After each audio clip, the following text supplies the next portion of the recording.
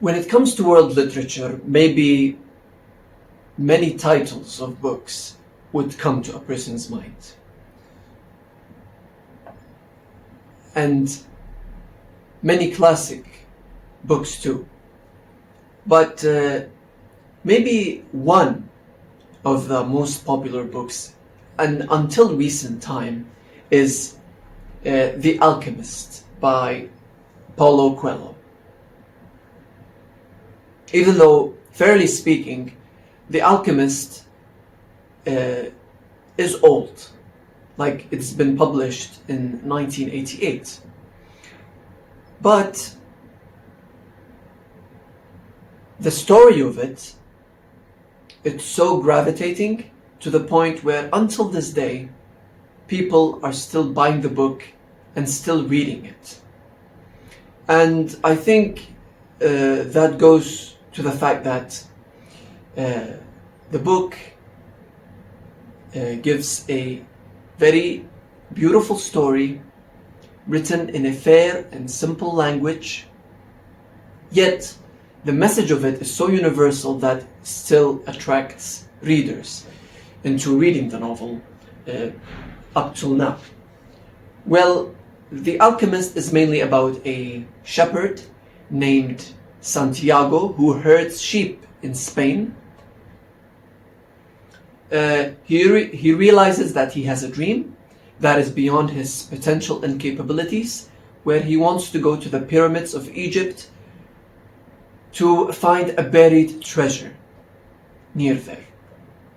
So he goes through a very long journey from Spain, and he goes to Africa, across the continent, to cross the Sahara Desert all the way to realize his destiny and realize his dream. Well, the book begins with Santiago, the shepherd, and then he wants to become a shepherd, and he buys his sheep, and then he realizes that he wants to do something that is bigger than that. He crosses the other way to Africa, where right at the beginning in a town, all of his money gets stolen. And even though he goes through many trials and tribulations and he makes mistakes, I feel like at the end he truly does fulfill what he truly wants to become and do, towards the ending. Across the desert and all the way across the journey that he wants to do, he meets many other crucial characters to the story, like the Englishman, the glass shop owner, Fatima, the alchemist, and all these people inspire him and encourage him to pursue his dream even further and to finally realize it. Well, after this very long and very tiring journey, he does reach the pyramids of Egypt towards the ending, but this is where it really surprises and startles the reader, because the novel itself becomes circular to the point where you realize something, you have a dream, you have a goal, you want to accomplish it, but right where you truly accomplish it, you've realized that the ending took you exactly back where you just started. And this is what happens to the shepherd, Santiago, where he reaches the pyramids. He realizes that the treasure was already not there. It wasn't even buried. He didn't find it. His possessions get stolen again, and he gets beaten by some strange men. So it's raining. So one of those men tells him that I too had a dream where I would find treasure in Spain under a tree. And that's where Santiago started. So this is truly amazing. It's raining heavy now. So it's truly amazing how the novel itself becomes circular. Like the ending becomes the beginning and the beginning becomes the ending. And it takes you back. So it's a full circle moment.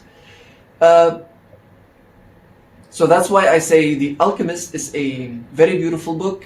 It's written in a simple language, it is accessible, it is easy to read, and if you read it once, you might come back in a few years and read it again, because the story is just so simple, yet the theme of it so universal.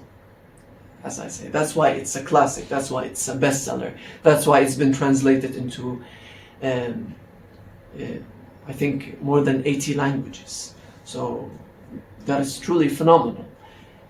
And why wouldn't you connect with a story that is actually inspiring to everyone who reads it? Because it's about pursuing your dreams, about going through all the hardships and of life to try to accomplish something for yourself and those who are around you. So this is what Santiago does. By the ending, he truly fulfills and accomplishes his destiny and his dream. So we as readers might truly connect with the story because we find a lot of Santiago in ourselves when we read it. We do have hopes, we do have dreams, and even sometimes they might be far-reaching or difficult to pursue and accomplish. We still have them. Like, hopes and dreams are still important for human beings, because if they don't have them, you give them the illusion that they won't be able to do anything their entire life. So it's not fake hope after all. So I truly suggest it, especially if you are very keen on literature, have started reading, and you want this to be a beginning of you falling in love with literature and falling in love with reading, being a bibliophile. So that's it. This is the story, and I really hope that you read it. It's up to you, of course. I'm wishing you all a Merry Christmas and a Happy New Year, and stay safe.